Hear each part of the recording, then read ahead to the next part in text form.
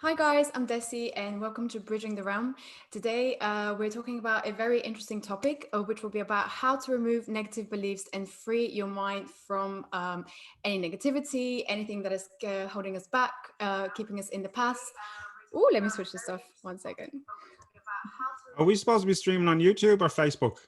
This is YouTube. Oh, YouTube. Okay, I thought we were going Yeah, on okay. So Facebook. we're already streaming, so I'm just going to continue. Okay, so yeah, we'll be speaking with a very special guest. His name is Nigel Paul Miller. Nigel is a mindset empowerment coach and also an author of a book called How to Remove Negative Beliefs and Free Your Mind. And he's also a host of the mind expanding podcast Journey Within, which explores how our perception ultimately dictates how we experience reality. So, a very interesting topic, and I'm sure you can all relate to that, especially in the times that we're in now. A lot of people, there's been so much talk about how our perception right now is shaping our very reality. And of course, many people don't believe in that. But when we start looking at the non physical, part of this world and the non-physical side of reality, we actually start to see how very much our thoughts and intentions and feelings are shaping our very reality. So this will be a really interesting topic and I can't wait to get into this with Nigel. So Nigel, thank you so much for being here today. How are you? I'm fantastic, Desi. I'm so happy to be on the show today. I've been looking forward to this for a long, long time, and finally we've organised it and we've synchronized together, and all the energies of Mars, and now we're here, and ready to rock and roll, and ready to, I suppose, hopefully raise some consciousness today, with Yeah. people. I know a lot of people are going through some, stuff at the moment with regards to obviously this thing that's going on in the world. So yeah, that's I'm looking forward to this, getting into this conversation, deep topics with you. I've been wanting to do this for a while, so I'm looking forward to seeing what your perceptions are too, with regards to what's going on and all that. So yeah, really Yeah. excited to be here. Yeah, nice. I know we've been meaning to do this for such a long time, but something always keeps happening and there's like a cancellation. So yeah, but I think, all things work in perfect timing. So I think Absolutely, today is definitely a good day to do that. absolutely. But yeah, so it's really interesting how basically, well, tell me a little bit about how you got into this because it's quite an interesting topic and it's one that I guess a lot of people, well, a lot of people, I feel like a lot of people think they understand it, but a lot of people don't actually understand it, to do with how we shape our reality. And there's so many memes, when you go on Instagram or social Mm, media about, your thoughts are shaping reality, what you mm, think comes into being and things like that. But then yeah, it's like, well, one thing I've noticed for myself as well, I don't really apply it to a big extent. I mean, I know it, but I don't actually apply it because, it's so hard to kind of integrate these things into your daily life when you're caught up with stress and mm, working and everything else. mm. And then two, it's like, I feel like there's just bits of this missing that we're not really getting and exactly how it works. So tell me about how you started in all this. Let's go back to the time when you got into all of this stuff. Okay, well, basically, I've always been into the mystical. When I was a kid, I used to love martial arts movies. Used to watch Bruce Lee. I used to watch these documentaries, at night about these Buddhist monks meditating in a temple, on the top of the Himalayas and all this type of stuff. So I've always been fascinated with the mystical and with martial arts and kind of with meditation and that type of stuff. So basically, when I was kind of 15, my mum bought me this book called The Celestine Prophecy, by James Redfield, and that was a big seller back in the 90s. And it was basically about how to see energy and how to kind of transmit energy and read energy. So, at 15 years of age, being introduced to this concept, I'd never really heard anything like this before outside of, sci-fi movies or martial arts movies, So to see something like this, kind of brought to me was really amazing, So I kind of just got really curious then about spirituality and that type of stuff. And then when I was 20, I read Deepak Chopra's book 7 Spiritual Laws of Success, and I had a massive awakening, like this massive kind of spiritual awakening as I was reading that book. And kind of stuff that I didn't really kind of understand. I could understand it energetically on an energetic level, but consciously I didn't really understand the language of it. But there was something in me that just got it. So when that kind of happened to me, I was like, okay, there has to be more to life than just the intellect. There has to be more to life than just what we see, hear, and feel. And then when I was 10 years later, then I kind of decided to write my own book, which was How to Remove Negative Beliefs and Free Your Mind. And when I was writing that Pretty book, bold there, I then have to say. it say again. quite ballsy thing to do, to write your own book. Yeah, I know, it's funny, like, but I mean, the reason, like, the funny thing is, right, when I was reading Deepak Chopra's book when I was 20, I made a promise to myself that one day I would write a book like that. So it actually, it was by reading that book, it ignited that kind of, fire in me. And then 10 years later, it took 10 years to manifest that into reality, but I did it, 10 years later. And it just came to me. It just flowed through me. It was like this tapping into this infinite intelligence that just kind of streamed through me, like, and stuff that I wasn't even 100% certain about, I'd be writing in the book. And then a few months later, I'd read an article, or I'd see an interview, or I'd see a documentary, or a scientific study would come out and affirm what I had written previously. Do you know what I mean? So it was just, it was an incredible experience. So obviously since then, I suppose my passion is just helping people to expand their consciousness, to raise their consciousness, to see things in the most beneficial ways that they can, to leverage the power of their own perception in order to maximize their experience of reality. So that's kind of my mission in a nutshell. That's a pretty powerful mission. You have a lot there on your hands. Absolutely. But tell me about, how did you were you quite logical in the beginning? Because one of the problems I had when I first started doing this was my mind just couldn't quite fit in how these things work, because you're so we used to the whole material way of looking at things, with just this material. Well, there's nothing outside of this physical reality. So first of all, how did you start to apply some of these universal truths to your own reality, and what was the things that you started to see when you started doing that? Well, okay, first of all, your first question about logic. I was a very, very logical minded person, and I still am, obviously, but I was very, very left brain, very, very, kind of facts and figures and And if someone told me something, I'd say, prove it to me. Oh, so spirituality is true, or blah, blah, blah. Well, prove it to me. So I was very, very kind of skeptical about all this type of stuff, years ago.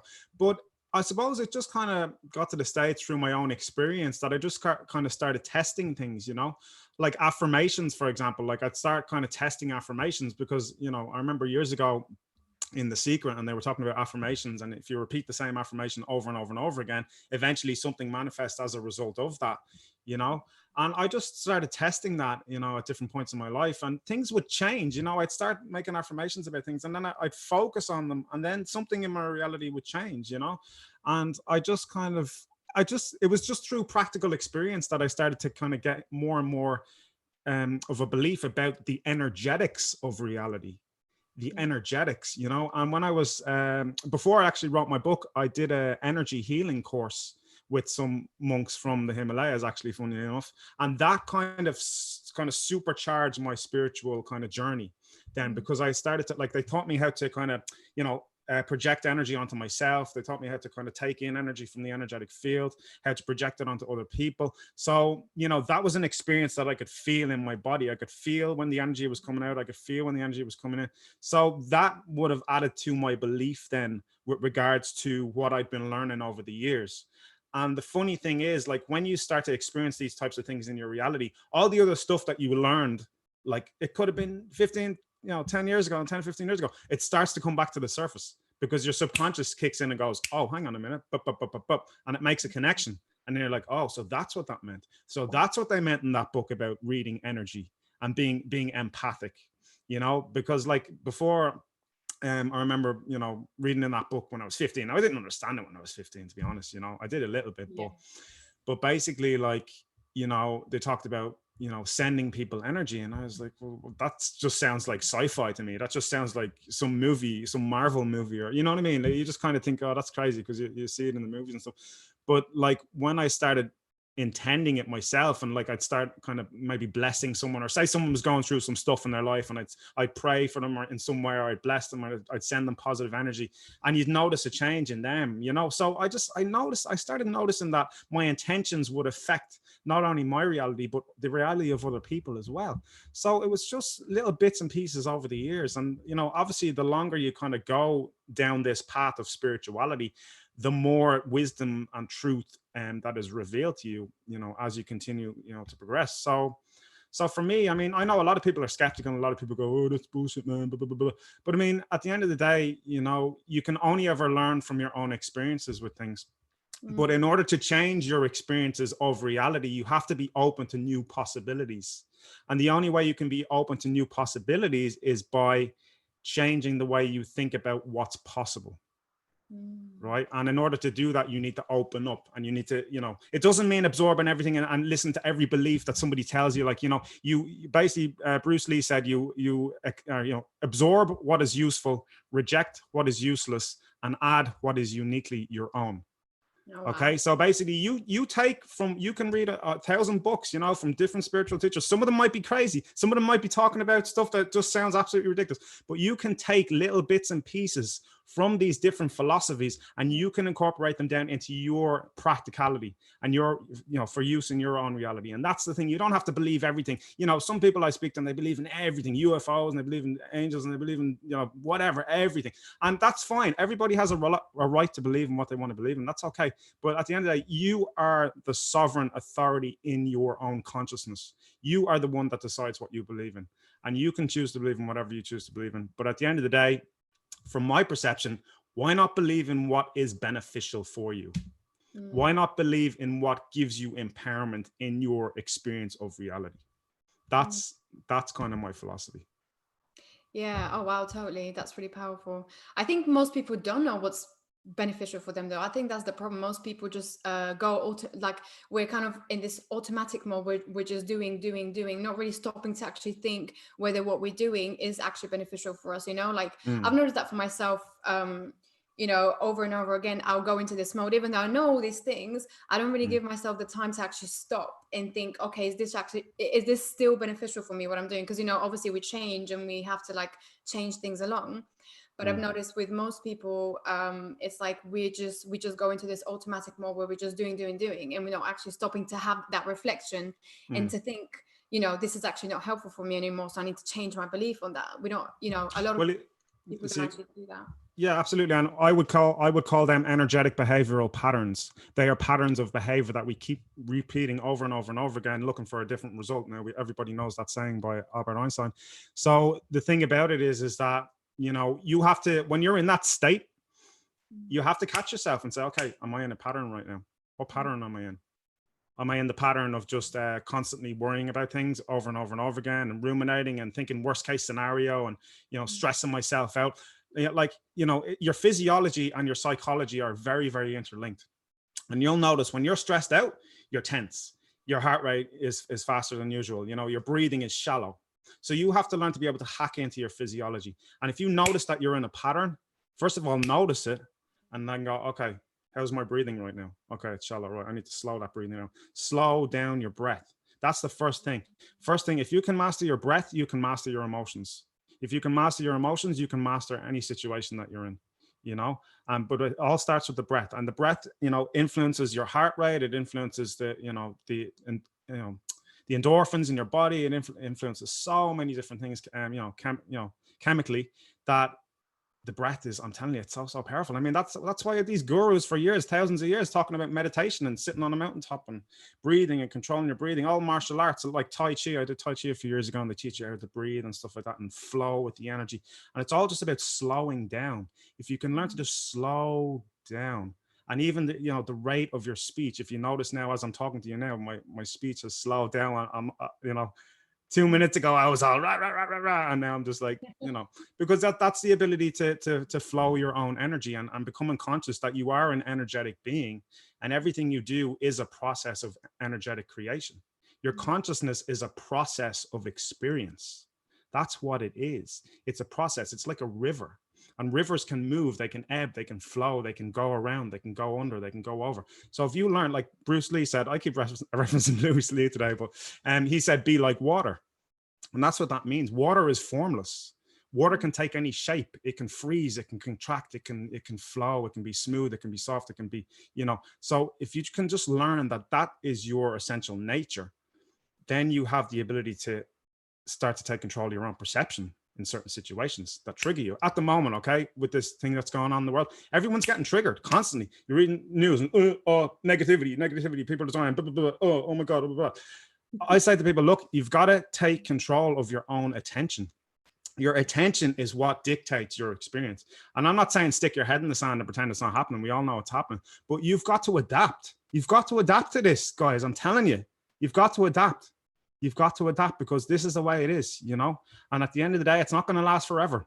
That's the thing. People always think in good times and bad times that, you know, the good times are going to last forever. The bad times are going to last forever. They don't. Change is a natural flow of life. But at the time that we're in at the moment, we need to adapt. We need to adjust. We need to be there for other people who aren't as strong mentally as us. And that's what we need to do. And, you know, for me, in this time, meditation, I'm telling you, learn to meditate, get better at it, learn to go inside, learn to go deep within your mind, you know, ask yourself, what do I want from life? What would I like to see in the world? You know, how could this be better? How can I help more? How can I contribute more? You know, how can I be a calmer presence around other people, you know? And they're kind of the questions that I've been asking myself lately, you know, because I mean, I've gone through, like, you know, I'm a mindset empowerment coach, but I go through shit too, you know. Everybody does. I'm sorry. Doesn't matter. You might see these guys on YouTube and all, and they're like, yeah, I'm living a great life. Everybody goes through shit. Everybody goes through self-doubt. Everybody goes through, you know, demons that they've had in their lives, the stuff that they haven't got over or whatever, just stuff that's negativity or whatever it is. We all go through it. It's part of being human. But the beauty of it is that when you master these things, then you feel empowered. And it's only when you go through stuff in your life and you get over it, then you can look back and go, wow, oh my God, I came through that. You know, I got through that. Well, if I can get through that, I can get through this. And that's what you've got to continuously say to yourself. Look back in your life and see all the crap you've gone through already. You've gone through so much. We all have, you know, and this is no different. So we've just got to learn that we are, you know, you do have strength at the core of your being. You are a strong individual. You wouldn't be here right now if you weren't, you know, so you've got to become aware, become aware again of that initial or of that kind of embodied strength within you. You know, because at the end of the day, that's, you know, you got to be, believe in yourself, you know, believe in yourself and just, you know, keep pushing forward, keep being positivity. You know, if there was ever a time in history to learn how to be positive, it's now, you know, and I think positivity is such a powerful force, and to be able to be there and to comfort someone and make them feel better about what's going on is such a blessing for them, you know, for you to be able to be a light in somebody's life. You know, and help them relax and, you know, all that type of stuff. I just think it's, you know, it's priceless at the moment. Yeah. You know? Yeah, totally. Oh, wow. That was really powerful. There's quite a few things that you mentioned that I really want to kind of just go back over, but I love the idea of, you know, how you speak about when we catch ourselves, well, if we do catch ourselves in that trigger, hopefully we do, because most of us don't. But say, for example, the example that you gave about watching, you know, the news, and you're like, oh my God, there's all these people dying, shit. Yeah. You know, that's the first reaction that you get. It's like, oh my God, all these people are dying. And it's like, instantly this you go into this like almost like a freeze mode. It's like fight or flight. You know, there's all this like panic. Yeah. So it's that moment, isn't it? If you catch yourself in that moment and you manage to just like step away from it and just be like, okay, what's going on? Why am I catching myself? It reminds me of this. I don't know if you've ever seen it, but there was this guy, the dog whisperer, you know, Caesar something. Yeah. He always used to say with dogs, it's like once they get into this mode where they're very like they're about to fight and they go into this boom, you know, they're about to fight. And he was like, there's nothing. I remember him saying, there's nothing you can, to the owners, there's nothing you can do. You can't pull them back because they're already in that state of like, you know, they're ready to fight. So the only thing you can do is tap them on their side, like literally with your fingers. I don't know, he used to kind of like boof. And that kind of almost like snaps them out of it. It's almost like because they're in freeze mode and it snaps them out of it. So it's kind of like, that's breaking their pattern. That's breaking their pattern. Yeah, that's what that is. That's literally interrupting the pattern. So wow, that's fascinating. I never knew he did that. Wow, that's really, it really cool. reminded me of that. Yeah, and it's literally like us snapping out of that pattern, because once you get so engulfed into that fear, it's like you know, it's got you. It's got you. That's it. There's no pulling away from it. It's got you. So it's kind of like, what can you do to like bounce from that, you know, almost like, or just stop yourself in that freeze mode and just pull back. Well, you've got to first of all, what I would say is you've got to first of all realize that, you know, it's your focus of attention. You're the one in charge of your focus of attention. It's like say you're watching TV, right? And one channel has a horror movie on, right? And then you change the channel and it's got like, you know, scenic views of a mountain and someone sitting on the mountaintop meditating. Do you know what I mean? So, you know, you can choose what channel of consciousness to tap into. You can tap into the fear, you can tap into the panic, conspiracy theories, blah, blah, blah, blah, blah, blah. You can get lost down rabbit holes, you know, of all that stuff, but you'll drive yourself insane. And we've all done it. We've all done it. I've done it as well, you know, but you've got to snap out of it. You've got to take control of your own attention. It's your focus of attention that creates your reality. It's what you're focusing on emotionally, energetically. And at the end of the day, you will only ever experience the world out there through your imagination. You're only ever going to experience it through your own imagination. So you watch one video and they're telling you this is what's going on. They watch another one, this is what's going on, this is what's going on. And you're creating all this stuff in your mind, but it's still all in your imagination. Now, I'm not saying it's not happening or certain things aren't happening, they are. But why, you know, why get lost in it? Why get lost in the fear and the panic? Take control of your, you know, space in the universe right now. The people that you're around, your family, your friends, you know, the people that you can connect with, you know, you can reach out to people, see how they're doing, make them feel better, contribute to the positive flow of energy that's occurring on this planet at the moment. Because at the end of the day, people are talking about the fear all the time. They're not talking about the unification. They're not talking about the contribution, the love. People are volunteering, you know, communities are coming together more than they've ever done, ever in the history of the planet. People are coming together more now than they've ever done before because of this. So this is creating more connection and more understanding that we are all one and we are, you know, all in this together. Do you know what I mean? And it's the people that understand that and go, Jesus, you know what? Well, you know, the world isn't as big as we used to think it is, you know, and we are all the same. We all go through the same crap. You know, and empathy, I just think now is a time to demonstrate empathy, you know, be empathic with people, you know, and be the change that you want to see, be that leadership, be that light, be that love, be that wisdom, be that calm. You know, what is it that you want to create for people right now? It's calmness, because people are freaking out. They're going mad. It's the end of the world, right? It's not the end of the world. All right. It's not. The world will carry on. Life goes on. We had a pandemic, you know, 50 years ago, the Asian flu, back in 1957, I think it was. You can Google it. We had the Spanish flu back in 1960 and 1970. These happen every 50 years or so, guys. This is not new. Yeah. The only thing that's new nowadays is conspiracy theories are everywhere, telling you this is what's going on. Blah, blah, blah, blah. It's not. It's bullshit. You know, you've got to take control of your own perception. Yeah, totally. Yeah, I totally agree with that. Like, I think that's the ultimate goal, is like taking control of our own reality and just taking that step back. But I have noticed, even though, for example, I'm going to use me as an example, because even though I know all of these things, and, you know, yes, I totally agree. And I know that, you know, whatever you focus on, you manifest more of, and things like that.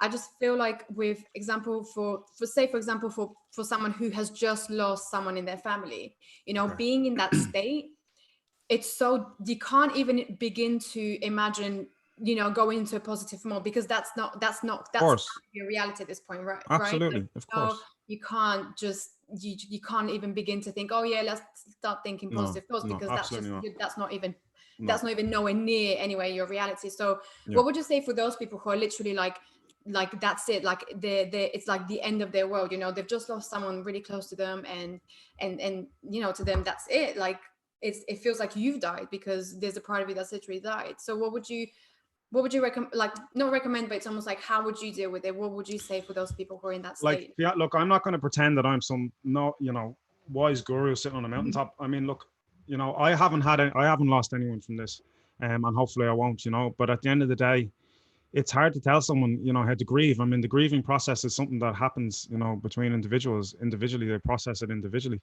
you know, but I would kind of speak to people with regards to the number one thing with anything is acceptance. You know, you've got to accept, you know, you've got to be able to accept what's happening. You've got to be able to accept it. But at the end of the day, it's not my place to give people advice on how to grieve. And I'll be honest about that. You know, I'm talking about people who, you know, in the sense, aren't directly affected by it. You know, to master their own perceptions and to create that positivity in their worlds.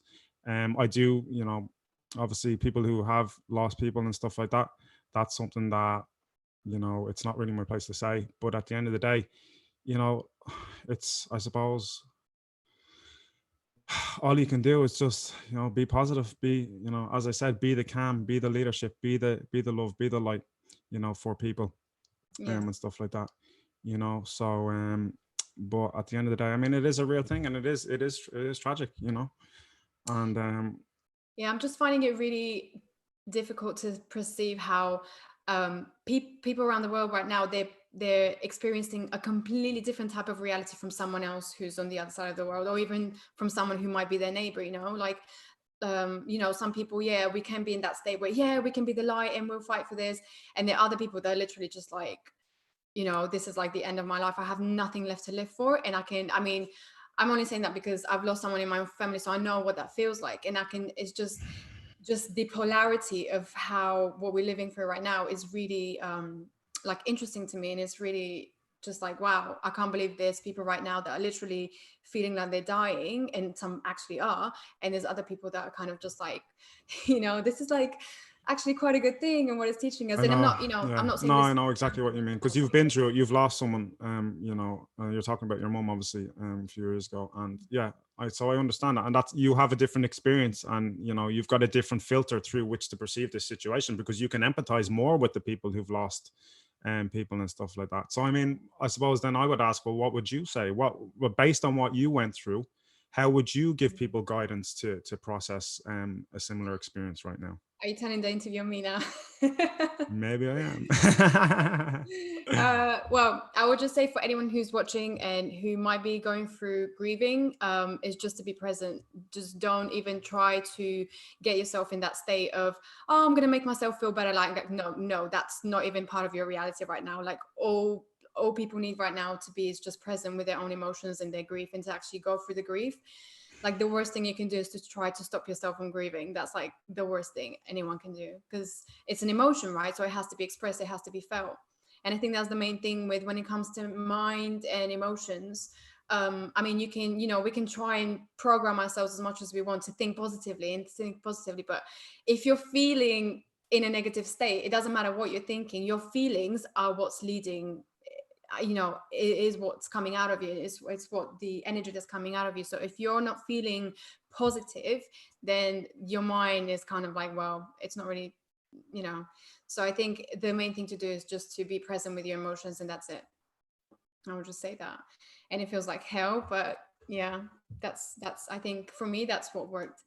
And Yeah, you do come out the other end eventually. There is a light at the end of the tunnel, as yeah, even though you're in darkness and you can't see it, but you yeah, do heal eventually. yeah. Eventually, yeah, and it does get better with time. But yeah, that's yeah, I think that's an important. I was just going into that because recently, kind of in the last few months, I kind of thought I'll be doing a lot more of this work, and I'll be able to kind of help people out. But actually, I found myself that I was me myself, I was in quite a negative state. So I was kind of like feeling like, no, I should be out there, doing this work and talking more about it. But how could I, I was feeling really guilty, right? So I was kind of like, well, what should I focus on? But at the end of the day, it's like my happiness should be my priority, even though I do want to be out there and talking about this stuff and giving more, getting people to be more conscious of this stuff. Yeah. I myself am not in a good place. Yeah. How am I supposed to help anyone else? How am I supposed to get anyone else to that space when I myself am not even in that space? Exactly. So it's kind of like, yeah, absolutely, and I agree with you. And I've been the same. I've been contracting the last few weeks as a result of this. I've been going through my own personal stuff with my family, and there's been a lot of stuff I've been going through as well. So I can totally, empathize with people as well, for that. But at the end of the day, as you say, you've got to get your house in order first. You've got to get your own energy in order first. You've got to, solidify your own groundedness, your own sense of personal power first. And when you do that, then you can inspire others to do the same. So that's why, again, it comes back to Gandhi: be the change you wish to see in the world. That's why they say change yourself first, then change the world. You've got to become that example of what it is that you're trying to create. And as you said, there's no point in me getting up here now, and if I'm all fearful and all whatever and going, oh, giving advice, it doesn't work like that. You've got to be the energy that you are transmitting. You've got to be that. And that's the thing about it as well. But personally, like, I was doing an interview there, I don't know, about a month ago, and was talking about like mental discipline, in this time, and learning how to really become aware of your emotional responses in situations, and asking, okay, what's this coming from? What belief is this coming from? and being able to kind of identify energetically, what's occurring in your consciousness in that sense. So personally, I think now is a very good time for introspection. It's a very, very good time to go back and figure out, what do you want your life to look like? What do you want your life to look like when this is all over? Because it's not going to last forever. It's not going to last forever. So what way do you want things to look, when it's over? What changes do you want to make right now? Because you've got more time right now than you've had ever. People have more time right now. All the stuff that they were making excuses about, I don't have time to write a book, I don't have time to start a podcast, I don't have time to whatever it is. Now you've got time. So I just think, it's given people a lot of opportunity to find out what it is they actually want to manifest. What do you want to manifest in your life? What do you want to create? What sort of person do you want to be? Totally. And so I think, again, it comes back to spinning the positive. You've got to look for the positive in situations, no matter how dark they may seem, because the positivity is the way out. It is the path forward. It is the path forward. Negativity is not, positivity is the path forward. Yeah, totally. Totally staying focused on the positive. Tell me about your mental discipline. How do you apply that to your everyday, like day-to-day life? Because I know it's really something you have to invest your kind of energy and time in, because it's quite a big thing, to having to stay positive and having to keep focused on that vision that you want to create in your life, rather than focused on what's in front of you right now. How do you do that? How do you do that in your own life? Well, first of all, you see, the funny thing is, right, positivity has a bit of a stigma to it, like, because a lot of people think, oh, positive thinking, your head's in, that your head's in the clouds and you're just kind of wishful thinking and you're not facing reality. But you've got to understand that positivity is the logical way forward. It's, things don't occur. Progression of, humanity and technology and business and economy, it doesn't occur without positive intention. So everything, the evolution of anything relies on the positive progression of things. So if you understand that positivity is the logical choice, right? It's the logical choice. Well, then you can appeal to your logical, critical, analytical, skeptical side. So it's understanding that positivity is not fluffy, fluffy bunnies pie in the sky. It's necessary.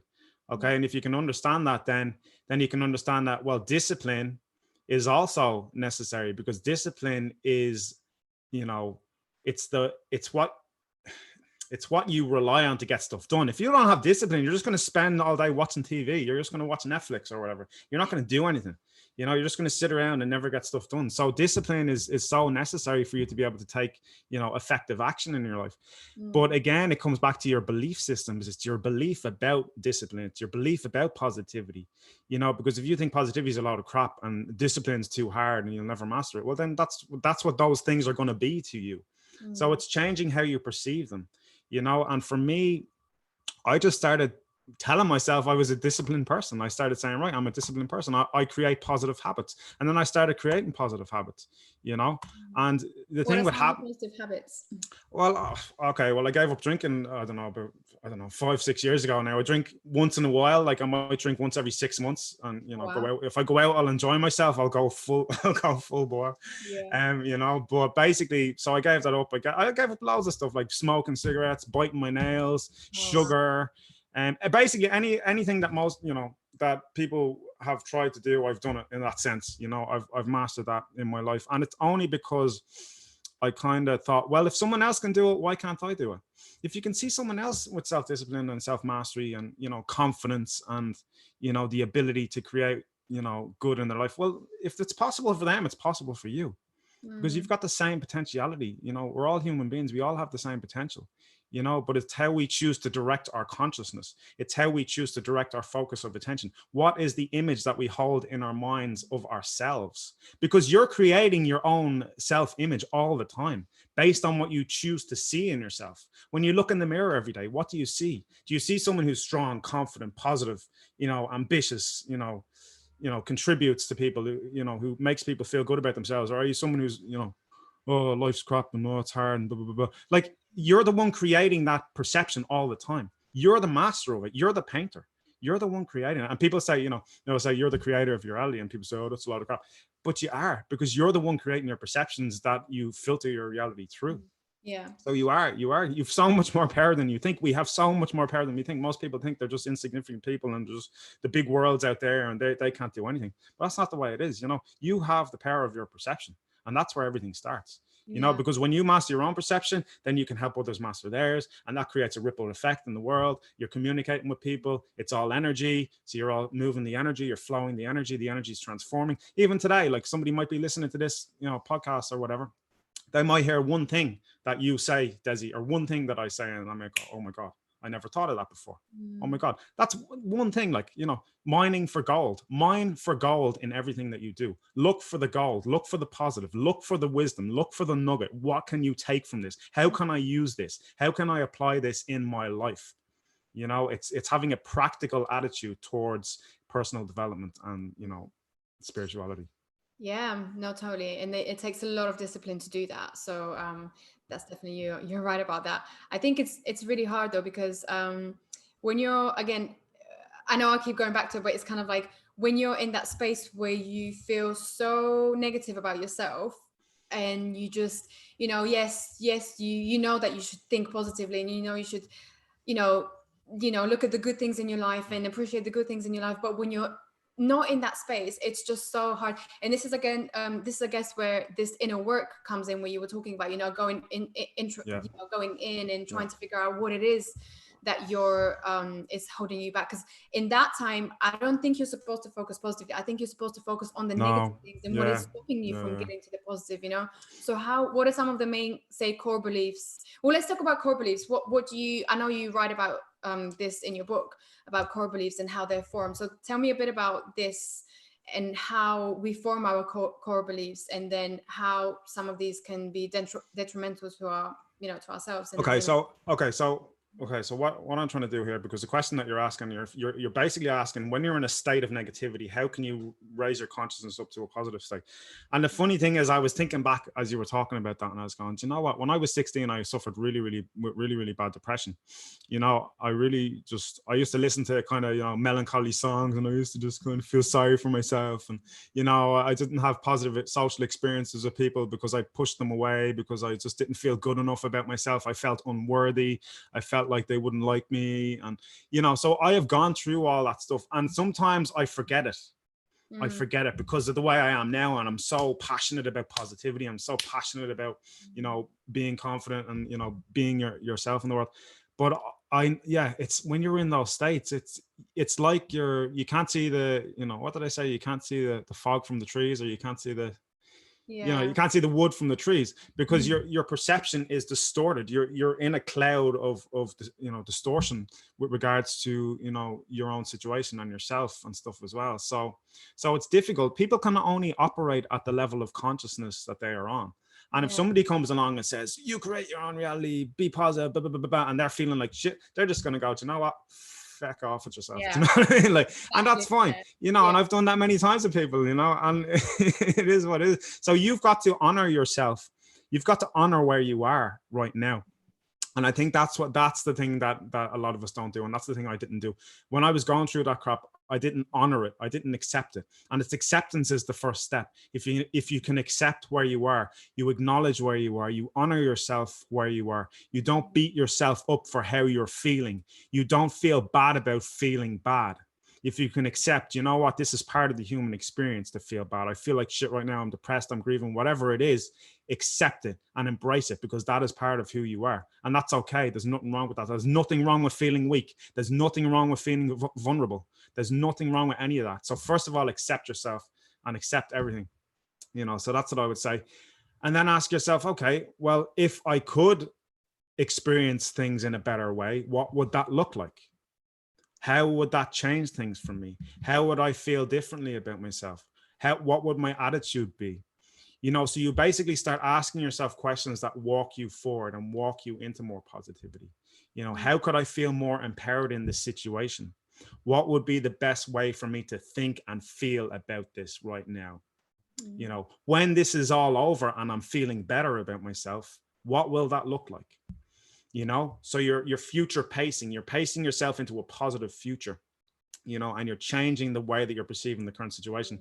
Because at the end of the day, most of the time, as I said before, we get into behavioral patterns where we're like a hamster on a hamster wheel. You know, we're just running around in the same patterns over and over and over again. We're trying to figure it out, but it doesn't happen because we're not asking ourselves different questions. You've got to ask yourself questions, you know, in a way that opens you up to new possibilities. Yeah, totally. I think that's really powerful to do. And it's just the concept of just the idea of visualizing that you can have a better life, or there can be another way. I think that's really the key, isn't it? Is allowing yourself to believe that you can actually have it a different way than it is currently. And that kind of opens you up to like, oh, okay, now I can kind of start playing with this. And then obviously the energy starts getting more and more. And then you start to attract things once you do this long enough. Absolutely. And I would say that, you know, the first step towards that before you've even done that is to just say, okay, can you accept the fact that nothing lasts forever? Can you accept the fact that you're going to feel different at some point? Can you accept the fact that it's possible that things could get better for you from here? Can you accept that as a fact? Because it does happen. Things do get better. Things do improve. You know, so if you can kind of logically acknowledge the possibility of improvement, then you've convinced your skeptical self that, okay, well, do you know what? Maybe it is possible. Okay, let's see how this goes. You know, because you don't have to be all, oh, life is great and blah, blah, blah, blah, you know, because you don't have that enthusiasm. You're not at that level of consciousness to experience that. But if you can logically acknowledge that, you know, it makes sense for you to improve your situation, well, then, okay, that's the first step, you know, and then you're not forcing it. You're not forcing the positivity. You're not forcing it, you know, you're just logically taking steps forward to strategically improve your situation. Yeah. And I think Joey Dispenza talks a bit about this. He has like a program where he gets people to literally imagine, you know, their most ideal life, or imagine healing themselves from this illness that they have and things like that. But I know he says, wow, this is, you know, us visualizing it is really important. It's like the first step to us getting to where we want. It's also about the feeling aspect of it, isn't it? It's about absolutely being in that space, because if you don't feel it, then it's just you thinking about it. It's not going to bring it into reality. If you don't feel it, you're not going to believe it. You've got to feel it to believe it. And your feeling is your vibration. It's your energetic vibration. It's your state of manifestation. So the more you can, you know, feel those feelings, the more you create them in your body, the more you create them in your energy field, the more possibility you have of creating them again in the future. Yeah. You know, so and that's, again, that comes back to meditation. That comes back to what I was saying now. You know, now is the time to go within. Now is the time to master your internal world and shut out the external world, you know, at the end of the day, and choose what, you know, what are you following in your feeds? Are you following conspiracy theories? Are you following negativity? Have you got friends that are just constantly, you know, going on about the negativity? You've got, and it might seem cruel. Some people might say, oh, that's terrible, you can't do that. But you've got to choose what you're going to put into your focus of attention. You know, you've got to be the dictator in your own media based reality. You've got to decide, okay, I want to follow this person because they're positive. I want to do, you know, and do that and create your stream of consciousness based on what you choose, not what the outside world is telling you the way things are. Because the outside world will tell you. And look, before this thing even started, you had the media telling you, oh, this is happening, this is happening. The outside world will always tell you that negativity is happening all the time. The external world will always try and convince you that you're powerless, that you don't have a choice, that you don't have the ability to direct your own mind. But the reality is the opposite. You know, and if you can learn to control what you give your attention to, well, then you learn to master your own inner world. And then that ripples out and it affects the people that you're in contact with. It affects everything and it changes reality. That's how it works, you know, but it's about, you know, going within yourself and, you know, stop tuning into all the negativity outside. Yeah. Oh yeah. I'm not even watching the news anymore. I'm just like, I always say whatever needs to reach me is going to reach me one way or another. It's exactly. Like, there's no point sitting there watching the news all day and just worrying about what worst thing is going to happen next. So yeah. If I need to know, I will know. Exactly. Simple as that. If you need to know, you will know. Yes, I totally agree with that. So tell me about, so what are the main, through this journey that you've been on, what are some of the main sort of, I guess, core beliefs that you've managed to break within yourself, or habits that you've managed to kind of, that have had a, you know, you've noticed had a big impact on your reality and yourself? And Beliefs. I mean, yeah, so many beliefs. Like, I mean, most of the well, in my book, How to Remove Negative Beliefs and Free Your Mind, I wrote like down a list of about, I don't know, 30 negative beliefs. And I had all of those negative beliefs at one point in my life. Do you know what I mean? So like, I'm not good enough. People don't like me. You know, I'll never have the confidence to go after what I want in my life. You know. Where did they stem from for you? I know you write about it. Where did they stem from? They stem from childhood. They stem from, you know, people telling you you're not going to be able to do what you want to do in your life. You know, I wrote this little thing in the book about a little girl who wants to be a ballet dancer. You know, so you got a little girl and, you know, she wants to be a ballet dancer. She's really, really excited. She's looking at movies and she goes one day to her family at the dinner table and says, "Hey, I want to be a ballet dancer." And her dad turns around and says, "Ballet dancing is not for people like us. You're not doing that." You know, and then she accepts that as a belief. You know, people like us, we're not, you know, being successful is not for people like us. Our family have never done that. You know, being different is not for people like us. Do you know what I mean? So it's like we get told how we should be. We get told how the world is and how we should be in the world by other people when we're young, and we absorb those beliefs. We absorb them like a sponge. They say, and I think Joe Dispenza said this as well, it's like the first 7 years of your life, you're just a sponge. You literally absorb everything around you. You absorb the programming, you absorb the beliefs of your parents, your family, your teachers, you know, your country or whatever, you know, basically everything. You absorb it like a sponge. And then later on in life, then when people say, "Oh, why can't I change this? What the hell's going on? Why can't I create what I want in my life?" Because you've got a belief that you adopted, you know, 20 years ago that you still haven't gotten rid of. You know. Yeah. And that's where it comes from. It comes from our conditioning. It comes from societal conditioning. You know, and it, again, this is about the inner work. This is why meditation is so important. This is why questioning, why do you believe that? You know, what, every time you have a negative belief about something or you believe something, just ask, why do I believe that? Whose belief is that? Because it wasn't always yours. Yeah. It wasn't always yours. Somebody else introduced you to that concept. Somebody else introduced you to that perception.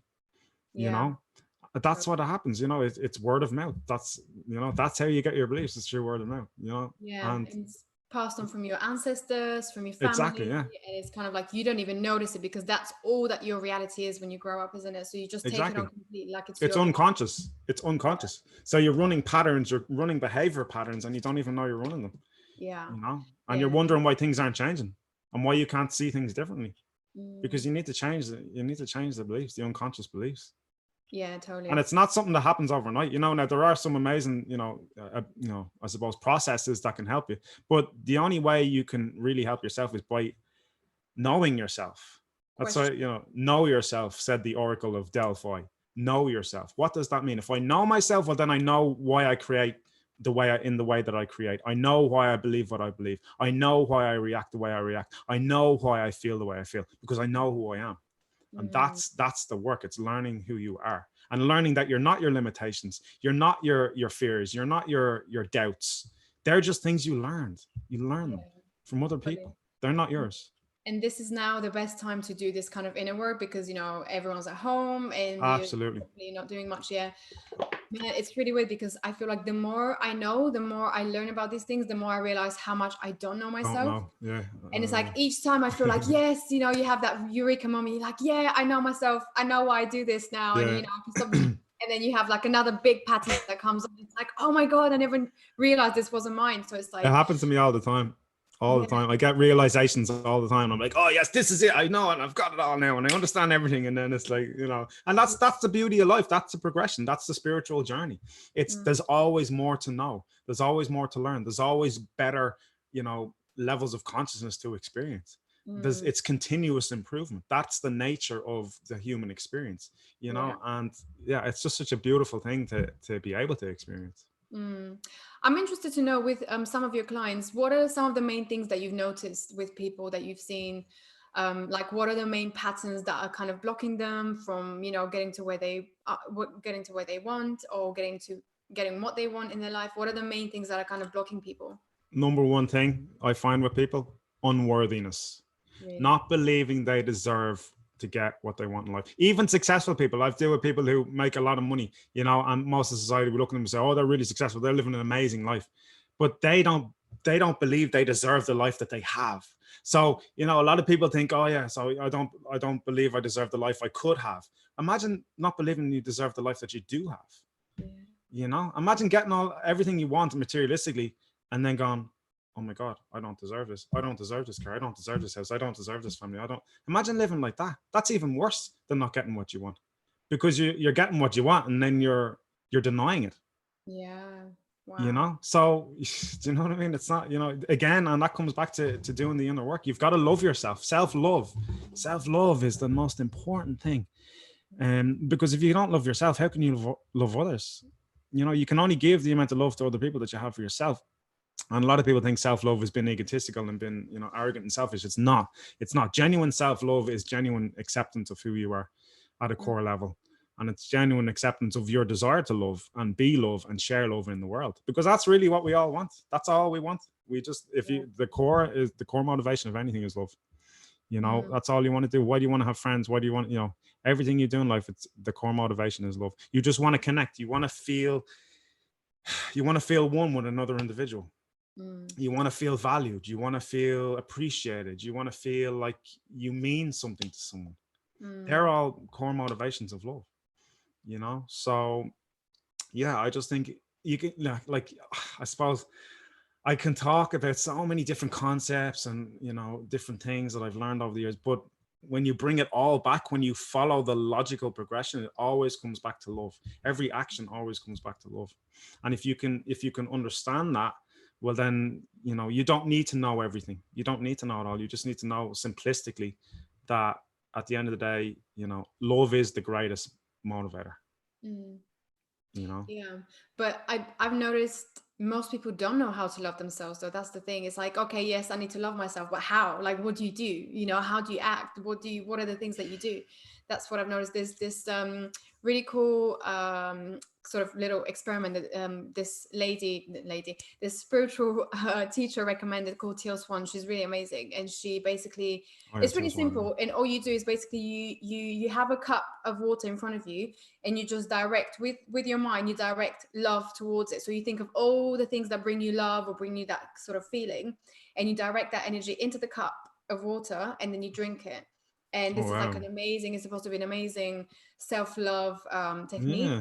And she writes in one of her books, when she first did it, it made her cry. She literally broke down because she wasn't able to ever feel that love in herself. She was able to direct it to something else. So she directed it to the water. And then when she drank it, it was like all that self-love. Wow. You know?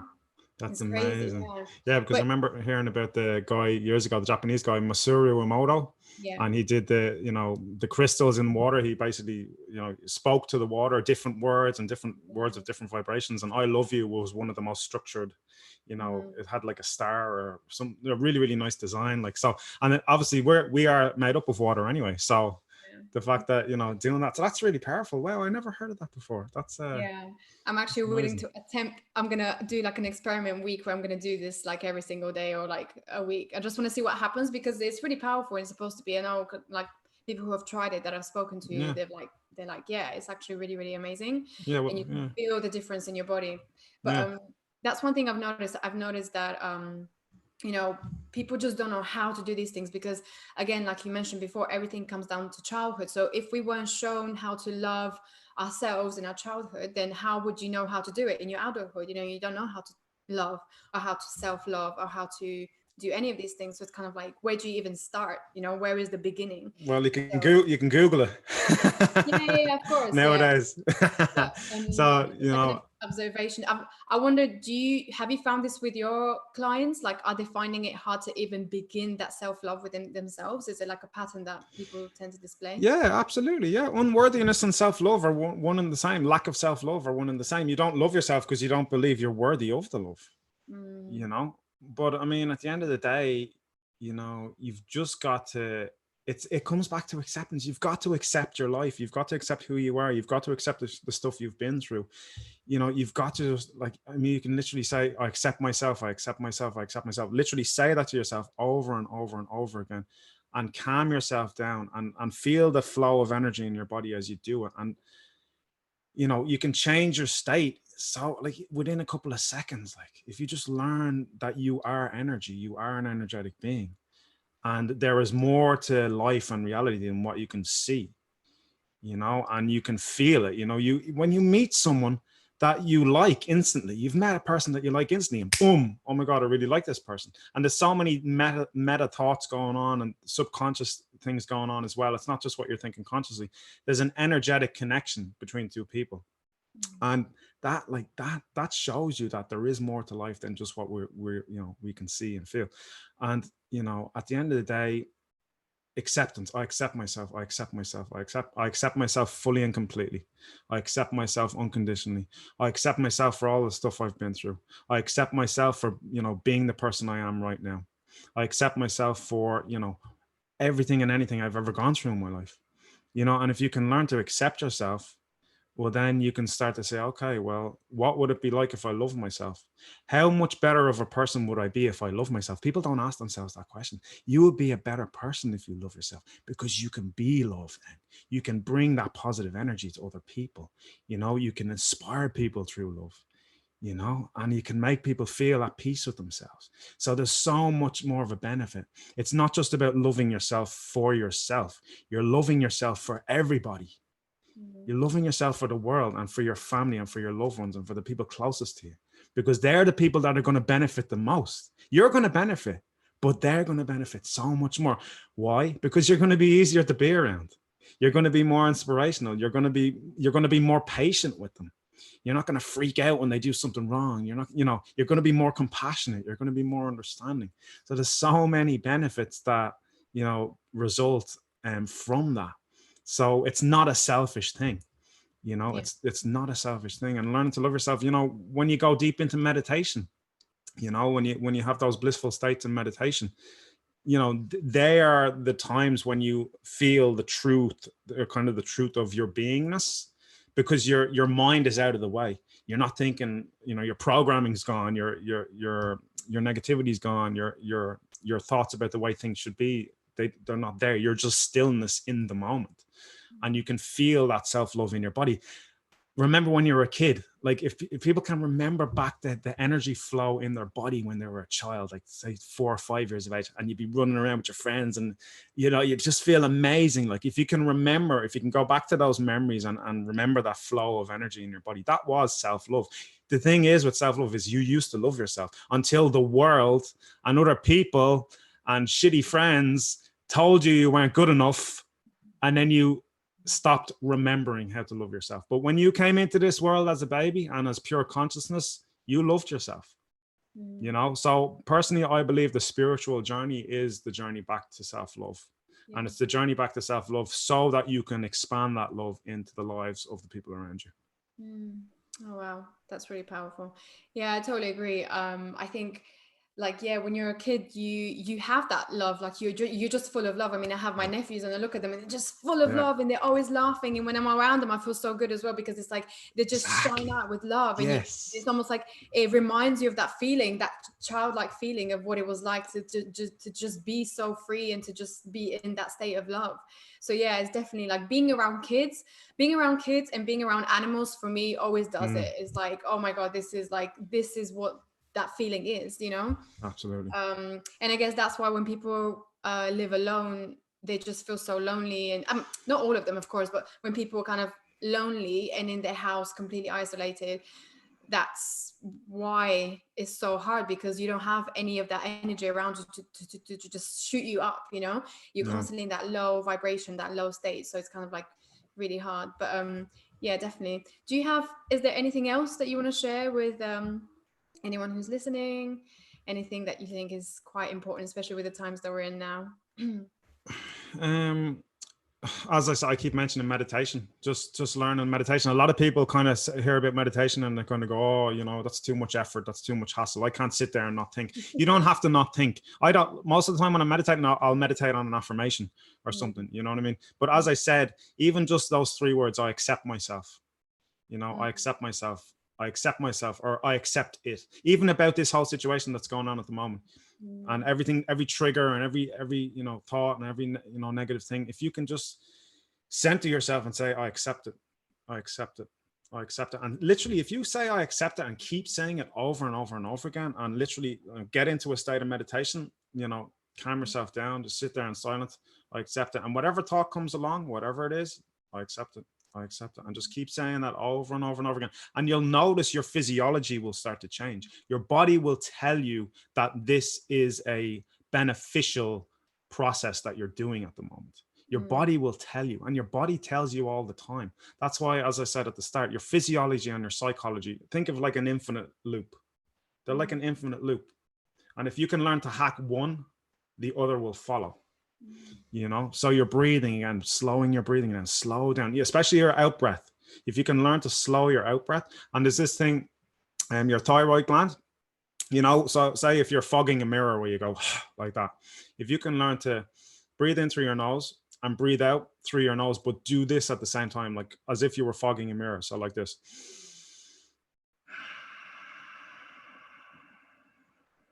Kind of like the old martial arts movies you used to see years ago where they go and make that noise. But if you learn to do that, that activates your thyroid gland as well, which actually activates certain chemicals in your body, which will calm you down as well. You know, but it all comes back to the, we do to the breath. meditation? Will you teach us, you take us through that? A meditation. Okay. Let me see. Okay, so what I do with regards to meditation is I basically just have an anchor that I use for my hands. Now, basically what an anchor is essentially, it's kind of like, you know, it's something that you can reactivate your state with later on. So like your anchor might just be, you know, doing this, holding your hands together, or holding your hands in a certain way that when you experience a certain state, then later on, when you do that anchor again, you'll reactivate that state. So say the state is calmness, right? So what I do, my anchor is this. So I have three fingers, right? I put them together like that, right? And then I put them down like that. Okay. Yeah, I just hold them down like that. Now that's my kind of relaxation anchor. And I put that down kind of at my sacral chakra, which is by your belly button. Yeah. So basically what I usually do if I'm just relaxing or whatever, so I'll just kind of close my eyes and just take a deep breath and let it out. And I'll do that thyroid thing that I just did a minute ago. So take a deep breath and just breathe out through your nose, but do it through your thyroid and do it slowly. So just take a deep breath in.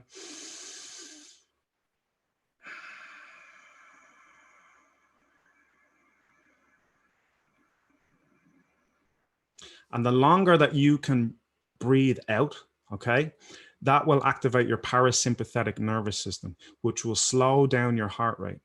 Okay, and that will begin to relax your body, and you'll notice your energy flow. If you can tap into the energy flow in your body as you're doing that, you'll notice that everything starts to shift. And it can happen instantly. It can happen in a couple of seconds. So if you can learn to just get yourself into those different states by utilizing the power of meditation, it's so powerful. You know, I mean, literally now in the last 15 seconds, I can just see your state changed like in 15 seconds. Yeah. Should we actually do it? Should we do it with the whole acceptance thing and getting people to actually take part? So you lead it. I don't want to be. You put me on the spot here. I don't know what to do.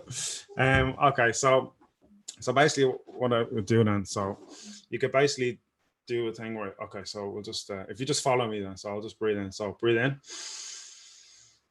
and stretch your hands up, and then breathe out and bring them back down. Okay. Okay, so close your eyes and just relax. Okay, so just follow your breath. Notice how your breath feels within your body.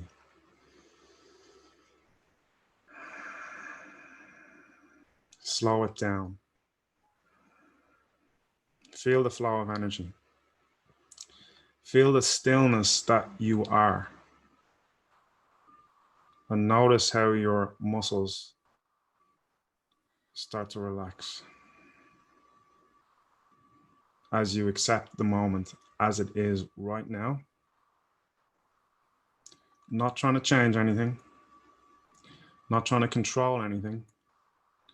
Not trying to influence anything. Just being as you are in this moment, as stillness right now. And continue to breathe slowly compassionately, calmly, feeling that flow of calm, relaxing energy circulating around your body now. Now, whatever situation that you've been concerned about recently that may have been influencing you in ways that didn't really benefit you, in ways that caused you to worry, in ways that didn't allow you to relax in the moment. So if you just bring one of those situations to mind as you continue to listen to the sound of my voice, and as you continue to breathe slowly, relaxing deeper and deeper into the moment, you can think of that situation now and begin to say the words to yourself in your mind or out loud. I accept it. I accept it. I accept it. I accept it. I accept it. I accept it fully and completely. I accept it fully and completely. I accept how I felt about it. And I now accept how I'm noticing that I'm beginning to feel different about it. I accept it. I accept it. I accept it. And as I continue to say, I accept it, I'm continuing to notice how much more relaxed I now feel as I continue to accept it. I accept it. I accept it. I accept it. So just take a deep breath now and just allow that stress and worry that you used to have about this situation,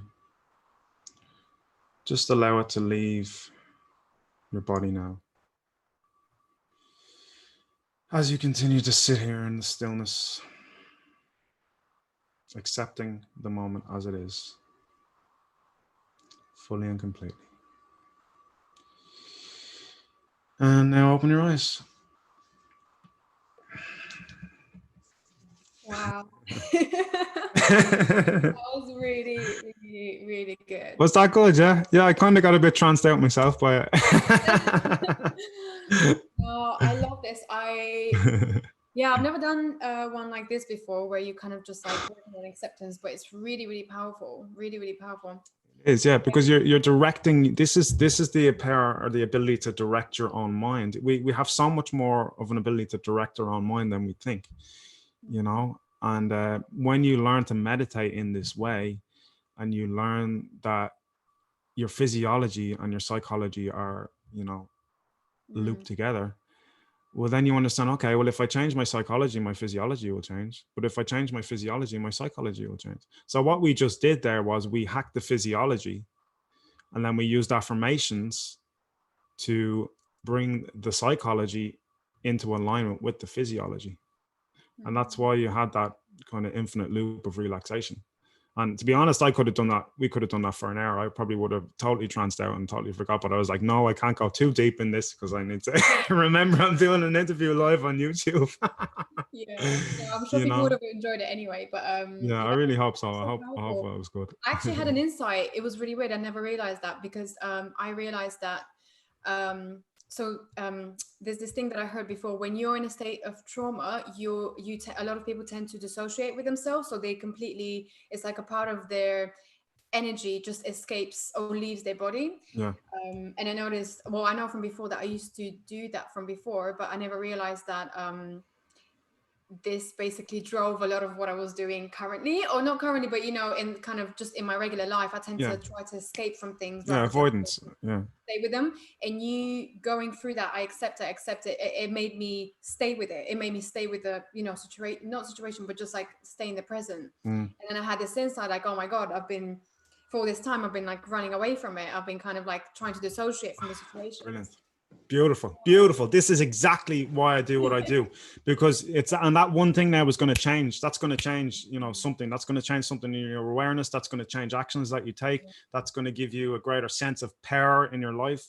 It's going to lead you onto different things now as a result of experiencing this possibility in the moment with me. So that's beautiful. So the fact that you've said that now has made me really, really happy. I really appreciate that. You're really good at those. You should do like recorded meditations or something. I think they'll be. Do you know what? It's funny that you say that, because I actually have one on my podcast that I recorded. I think you mentioned. Yeah, I did one a few months ago, about 2 or 3 months ago, and it was a wealth manifestation meditation. And I basically wrote it all out, and I did a whole induction at the start to get people into a relaxed state. But yeah, I don't know. It's something I just love doing. Like, I mean, it's. No, that was really good. Yeah. I really enjoyed it. Thank you for that. so much. Appreciate and it. everyone watching is gonna like it as well. No, that was really good. Okay, so do you do this at home? Do you do this with yourself every day? Or do you do this like once a week? Yeah, I'm kind of getting more disciplined with it now. I mean, look, this, the last few weeks, because of the way things have gone, I've been like, okay, I really need to start, getting seriously into the meditation and seriously into mastering my own state.